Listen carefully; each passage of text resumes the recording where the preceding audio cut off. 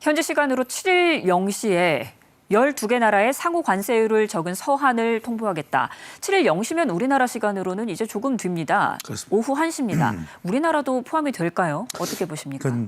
포함될 가능성도 배제할 수는 없습니다. 왜냐하면 예. 이게 미국 트럼프 대통령이 상호 관세 유예 해제를 이제 압박하는 또 이제 이 해제가 되는 시점이기 때문에 유예 기간이 해제되는 시점이기 때문에 좀 압박하는 또 상황도 연출되고 있습니다. 왜냐하면 네. 12개 국가에 보낼 관세 서한에 서명을 했다고 이야기를 하고 있거든요. 왜 그러냐면 미국의 흑자를 거두는 순서로 우리가 8번째입니다. 일본이 7번째, 우리가 8번째이기 때문에 그럼 12개국이면 우리가 포함될 가능성이 있는 것이거든요. 그런데 네. 또 아닐 수도 있습니다.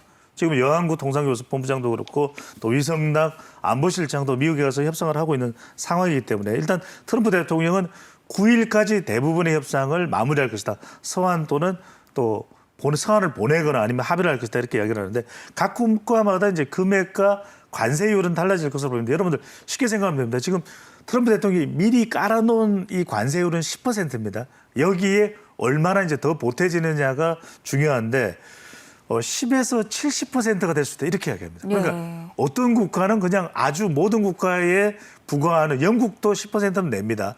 10%를 내는데 어떤 국가는 70% 될 수 있다.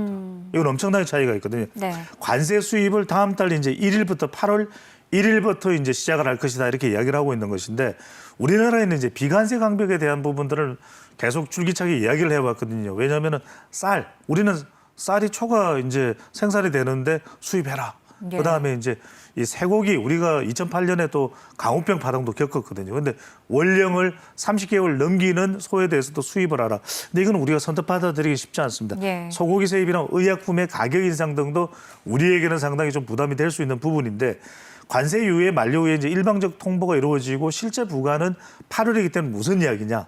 그래도 협상을 할 시간은 남아 있기 때문에 앞으로 우리가 한 달여 동안 7월 아직 이제 7일이기 때문에 8월 1일부터 시작한다면 시간적 여유가 좀 있거든요.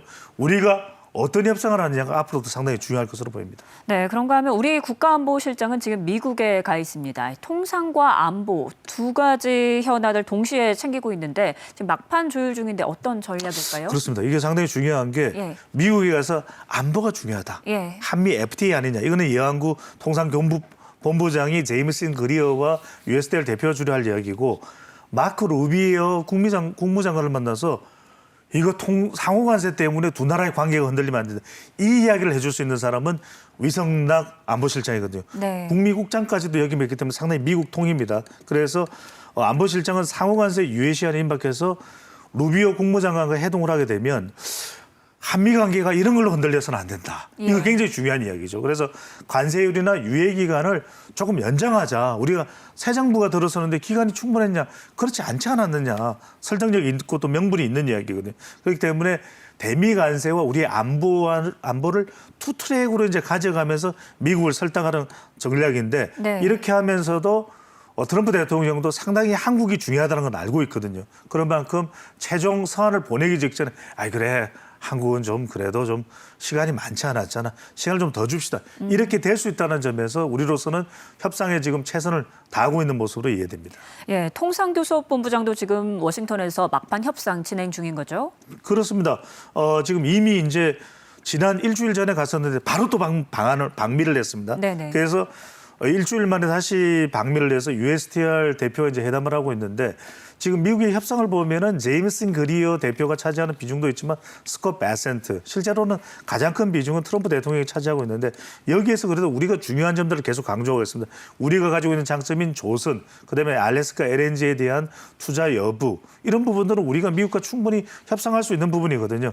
제조업의 협력 강화에 대해서 상호 이익을 강조하고 있는데 그동안 현대그룹이 투자한 부분도 상당하지 않습니까? 네. 자동차 공장도 있고 조지아도 있고요.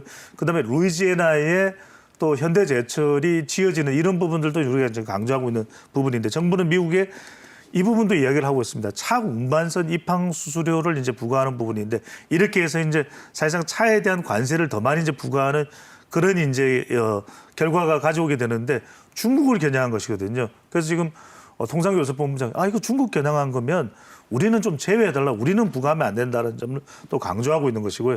USTR의 미국 무역대표부의 공식 입장을 제출하는 이 내용에서도 우린 동맹국이다. 네. 한미 간의 동맹관계가 중요하다. 그래서 위성락 안보실장이 급화된 것도 그런 이유로 보는데 정부 출범 후에는 이제 협력 모멘텀이 상당히 좀 새로 만들어지고 있습니다. 그런 점에서는 지금 이렇게 서두를 필요가 있느냐. 서한을 발표하면 또 압박을 받게 되고 서로 간에 갈등만 커지니까 이걸 좀 더 유예하자. 그래서 지금 일단 최대한의 협상을 하고 있는데 조금 더 어떤 결과가 나올지는 지켜볼 필요가 있을 것으로 보입니다.